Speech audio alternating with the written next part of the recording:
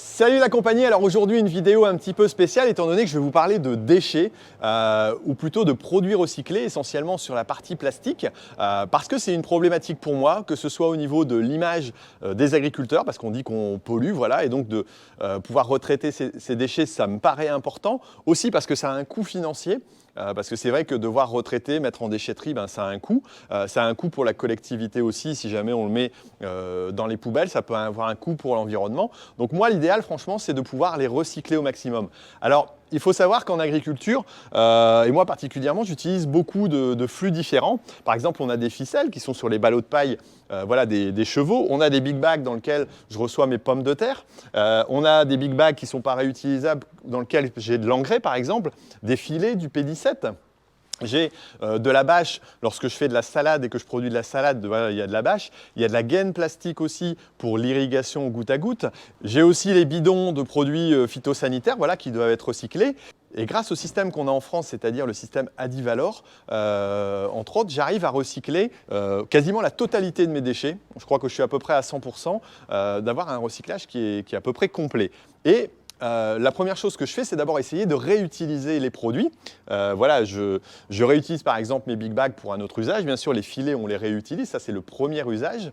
Mais ensuite, le reste est tout simplement entretenu, stocké. Alors ça peut être dans des sacs comme ceci pour les ficelles, pour les bidons, j'allais dire phyto aussi. Ça peut être aussi tout simplement mis en filet et en plastique pour ce genre de choses. En parlant de filets, je mets aussi des sacs en filet voilà, au niveau des ficelles à ballots. Et donc on a tout un ensemble et actuellement en France, on a la chance d'avoir un recyclage sur plus de 20 flux différents, ce qui est quand même assez énorme et qui évolue tout le temps. Alors, ce qui est intéressant en France, c'est qu'on a un système donc, qui est organisé de façon interprofessionnelle, quelque part. Les agriculteurs, les collecteurs, mais aussi, bien entendu, la filière de retraitement est active. C'est-à-dire que nous, on collecte. Comme moi, là, voilà, ici, je mets dans des sacs différents en fonction, j'allais dire, du type de produit. Mais je peux aussi le déposer chez mon collecteur en local, ce qui est très intéressant parce que ça m'évite d'aller loin, ou on peut faire venir éventuellement un camion si c'est le cas de plastique par exemple pour les salades. Voilà, et donc ce retraitement à partir d'une certaine quantité est possible aussi.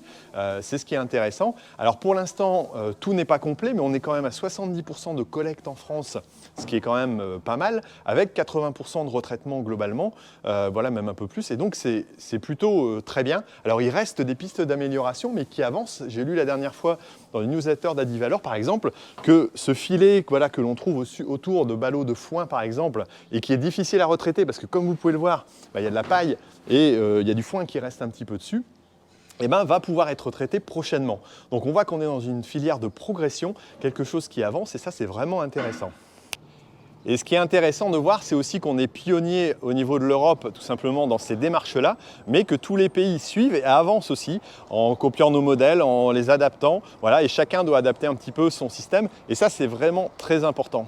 Très important pour qui? Tout simplement pour nos générations à venir, parce que c'est vrai qu'il faut absolument essayer de préserver la planète. Et donc cet effort-là que moi j'apprécie de faire, je pense que chacun aussi apprécie de le faire. Et merci en tout cas voilà, pour nous aider à participer à ça et ces efforts, j'allais dire, en faveur aussi de l'image de l'agriculture. Allez, merci.